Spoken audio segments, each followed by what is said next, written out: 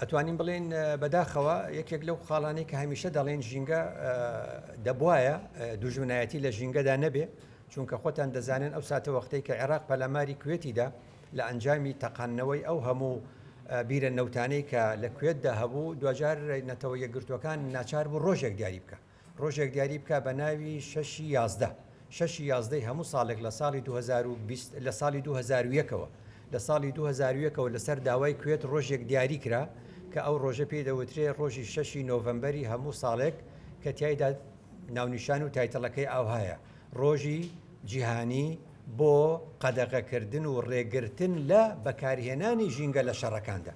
واتە وڵاتان لەگەڵەیەکە ئەگەر شەڕیان دەبێت شەڕیان دەبێت، بەڵام نابێ ئەو شەڕە لەسەر حسابی ژینگە بێت، چونکە ئەو خەسارەتانەی یاخود ئەو زیانانەی کە ئێمە دەیپێوین و دەیژمێرین هەمیشە دەڵێن ئەوەندە کوژراومان هەبوو ئەوەندە بریندارمان هەبوو، بەڵام لە ڕاستیدا کەم کەس ئاگای لەو زیانانەیە کە لە ئەنجامی ئەو تۆپبارانکردانەوە دێ.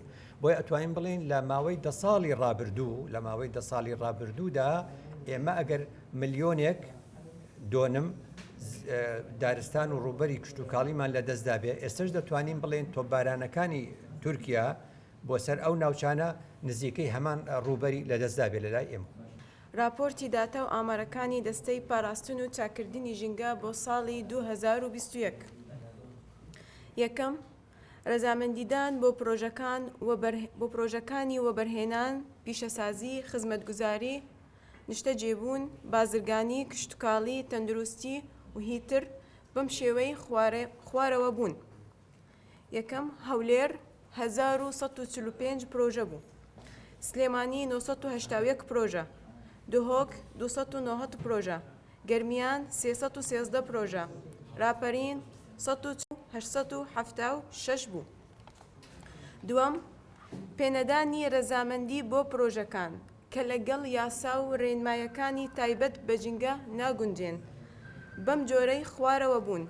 هەولێر 20 پرۆژە، سلێمانی 16 پرۆژە، دهۆک 3 پرۆژە، گەرمیان 1 پرۆژە، راپەرین 8 پرۆژە.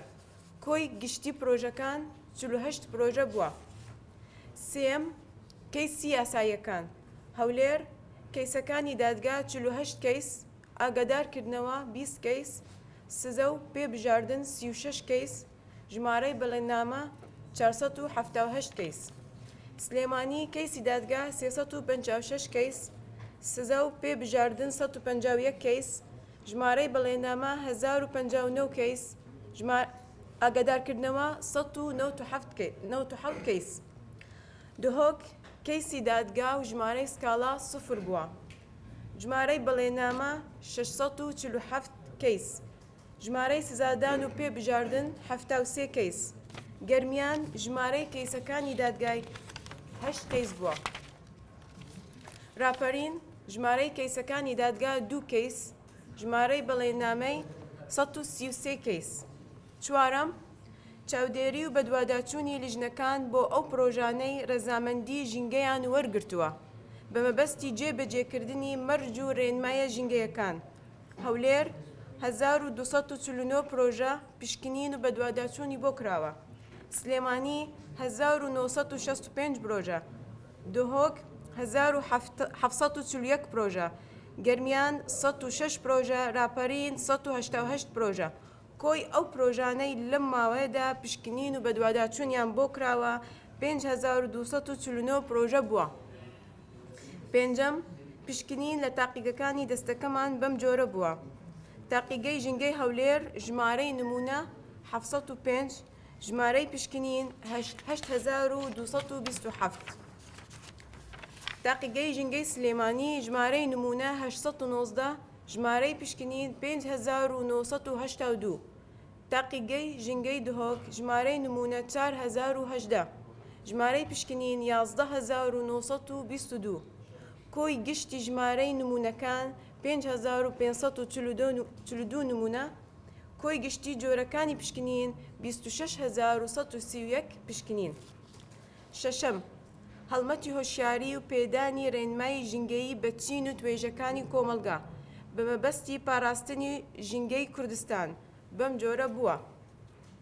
دیوانی دەستە فەرمانگەی هۆشیاری 1566 چالاکی، هەولێر 9 دهۆک 291 چالاکی سلێمانی 80 چالاکی گەرمیان 46 راپەرین 342 چالاکی کۆی گشتی ئەم چالاکیانە 2415 چالاکی حوتەم داهاتی کۆکراوەی دەستەکەمان بەم شێوەی خوارەوە بووە یەکەم هەولێر 158 ملیۆن و 572 هزار دینار سلێمانی 86 ملیۆن و 708 هزار دینار دهۆک 6 ملیۆن و 796 هزار دینار گەرمیان 18 ملیۆن و 5 هزار راپەرین 8 ملیۆن و 585 هزار کۆی گشتی داهاتی دەستەکەمان 332 ملیۆن و 666